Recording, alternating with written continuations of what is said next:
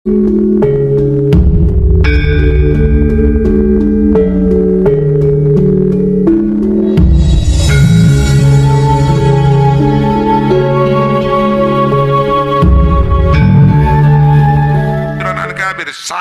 ini kayak turunan rambut ini mulai kakek moyang saya sampai Nabi Adam bagus gini nih. Kata malaikat, in kunta kadiban fasyarakallahu ila ma kunta. Kalau kamu bohong, mudah-mudahan kamu dikembalikan seperti semula. Lontrok rambutnya, brodol, kembali botak, bangkrut, sapinya banyak mati, kembali melarat. Wa'atal a'ma, datang kepada si yang buta, yang udah menjadi terang matanya, kaya, kebanyak kambingnya. Datang malaikatnya fi surati wayatih, persis seperti keadaan dia, si buta, dia buta, miskin. Faqala rajulun miskin, aku orang miskin. Wabnu sabil, orang yang terlantar di jalan. Inqata'at biyal hibal fi safari, udah nggak ada lagi bekal aku ini, nggak punya apa-apa sekarang ini, aku dalam perjalanan. Fala balagha al-yawm illa billah thumma bik, aku nggak punya bekal lagi, nggak ada yang bisa membantu aku kecuali Allah, kemudian kamu. Ya, komentar orang-orang yang kenal dengan beliau. Komentar orang-orang berarti subjektif kan? Begini, Pak Gembul, kalau ilmiah itu harus semuanya dengan indrawi kapasitas kita ya, semua. Itulah ilmiah. Nah, tidak gitu Pak Gembul, gitu tidak. Makanya Gini aja dulu. Referensi Pak Gembul bahwa ilmiah itu hanya dengan indrawi di mana? Bukan, ilmiah itu bukan hanya dengan indrawi. Ilmiah itu hal pertama yang diuji adalah yang bisa terbukti secara indrawi. Jadi misalkan gini. Jadi kita itu hanya bisa menguji sesuatu yang nyata, gak mungkin menguji sesuatu yang goib. Ya. Mimpi itu gak bisa kita jadikan sebagai pedoman karena tidak bisa diuji secara indrawi. Misalkan Gus Wafi menceritakan, semalam saya mimpi bertemu dengan Nabi. Boleh gak ngomong seperti itu? Boleh. Kemudian saya diwartakan seperti itu, boleh percaya juga boleh tidak. Tapi mau saya percaya atau tidak itu bukan pengetahuan saya, karena tidak ada metodologi khusus sampai sejauh ini yang bisa membuktikan apakah perkataan itu benar atau salah. Gitu kan? Oke. Nah, jadi karena tidak ada pengujinya, maka itu tidak disebut sebagai ilmiah. Tidak bisa disebut secara akademik. Tidak bisa diuji. Apa yang bisa diuji dari sesuatu yang goib? Sekarang ada pernyataan. Ada seorang yang mengatakan bahwa ini begini. Dari mana dari mana metodologi yang kita gunakan untuk mengatakan bahwa dia telah jujur? Ya dari komentator-komentator orang sebelahnya.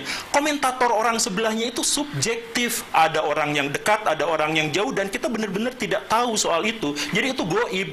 Nah ini jadi ini baru masalah dasar. Indrawi bukan satu-satunya. Ini justru malah level yang paling dasar agar kita bisa mengetahuinya secara ilmiah. Jadi, kalau misalkan sejak awal sudah dikatakan bahwa ini subjektivitas, buktinya apa? Buktinya pengakuan seseorang diuji berdasarkan komentar orang di sekelilingnya, subjektif. Kemudian yang kedua, tidak didasarkan pada bukti-bukti sezaman dan sudah ditegaskan. Oke, sudah seperti itu. Dan kemudian yang ketiga itu subjektif, kemudian tidak didasarkan pada sezaman, tidak sesuai dengan ini dan tidak memiliki metodologi verifikatif yang jelas, misalkan, ya sudah selesai. Artinya ini tidak lagi bisa ilmiah. Kalaupun misalkan nanti menyebutkan ini dari kitab-kitab, mohon maaf ya, itu bukan dari Islam, tapi itu adalah produk tradisi masyarakat Arab dan masyarakat Islam pada waktu itu. Karena Islam hanya memerintahkan untuk belajar ilmu nasab, bukan bagaimana menjelaskan metodologi nasab. Sehingga metodologi yang tadi dijelaskan itu bukan Islam dan tidak ilmiah. Itu hasil tradisi masyarakat pada waktu itu yang bisa dibantah, dan karena tidak, misalkan ya, dan karena tidak sesuai dengan metodologi yang lebih modern, ya ayo kita diskusikan terkait ini gitu. Jadi sekali lagi ya, ada nggak cara selain secara subjektif tadi itu, ada nggak cara yang bisa menjelaskan dari mana Pak Ali Asyakran itu jujur misalkan? Oke, terima kasih banyak Pak Guru. Ini diskusi yang menarik ketika kita membahas tentang mengkritisi ilmu nasab. Ketika kita mengkritisi ilmu nasab, hak setiap orang. Pak Guru juga berhak mengkritisi ilmu nasab. Dan Robitoh Alawiyah ini lembaga pencatat nasab yang memang berpegang pada kaidah ilmu nasab. Kebetulan Kiai Imaduddin juga berpegang pada ilmu nasab. Betul. Ilmu nasab sama ilmu nasab ketemu diskusi kemarin, bisa tuh sama. Jadi ketika ilmu nasabnya kita tidak punya pada platform yang sama, terus kita mengkritisi ilmu nasab, memang dia menjadi kritik bukan seputar isu nasabnya Ba'alwi, tapi kritik diskusi seputar seberapa ilmiah ilmu nasab. Itu pun juga mungkin menjadi tema yang menarik ke depan gitu ya Pak Guru ya. Tentang seberapa ilmiah, seberapa bisa diterima ilmu nasab. Ilmu nasab ini seperti yang disampaikan oleh Gus Wafi, yang dipandang oleh Pak Guru sebagai ilmu yang mungkin tidak ilmiah adalah metode yang digunakan secara generasi bergenerasi. Jadi kalau misalnya kita mau tanya Pak Guru baik apa enggak orangnya, tanya sama saya yang pernah ketemu, kita sezaman, kita bisa ngomong. Ketika kita mau tahu tentang si sumber Ali Asakran misalnya, baik atau enggak, kita nggak bisa tanya sama orang yang hidup di zaman itu, mau nggak mau baca tulisan. Mau nggak mau baca siapa yang pernah mengutip tentang beliau, itu mau nggak mau, karena sumbernya itu. Apakah bisa memastikan? Ya nggak bisa. Bahkan saya ditanya tentang Pak Guru, baik nggak Pak Guru orangnya? Saya jawab baik. Saya pun juga bukan berarti menjadi orang yang bisa memastikan bahwa Pak Guru baik, nggak begitu. Poin lain adalah kalau misalnya kita berstatement dalam setiap ilmu manapun, bahkan DNA, misal seperti Pak Guru berstatement, jadi di dunia Arab itu mengisbat nasab tuh harus tes DNA gitu. Nah itu juga harus kita telaah gitu. Apakah betul di dunia Arab itu di luar kalau dia tes DNA baru diisbat? Kami survei nggak ketemu satupun nakobah yang mengisbat lewat tes DNA.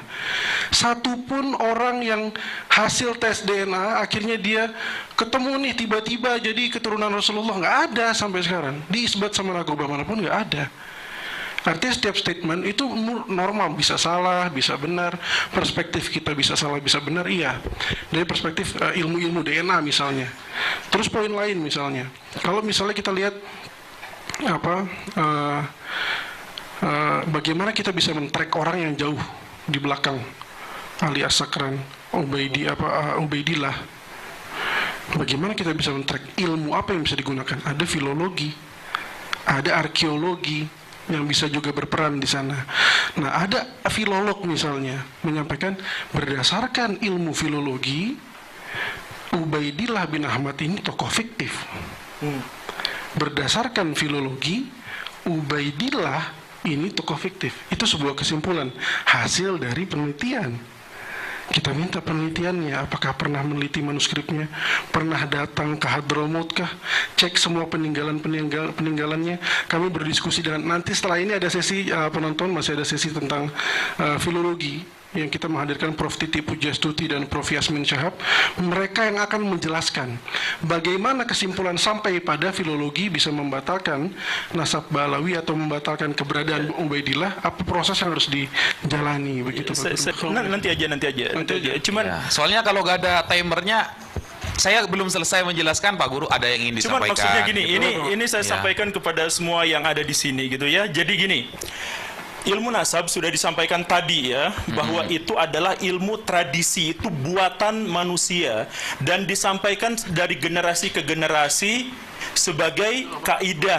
Oke, itu yang pertama. Jadi lepaskan itu dari Islam karena itu tidak ada dalam Quran dan Sunnah. Quran dan Sunnah hanya memerintahkan kita untuk mempelajari nasab, tetapi tidak menjelaskan bagaimana metodologinya. Metodologinya dibuat oleh manusia.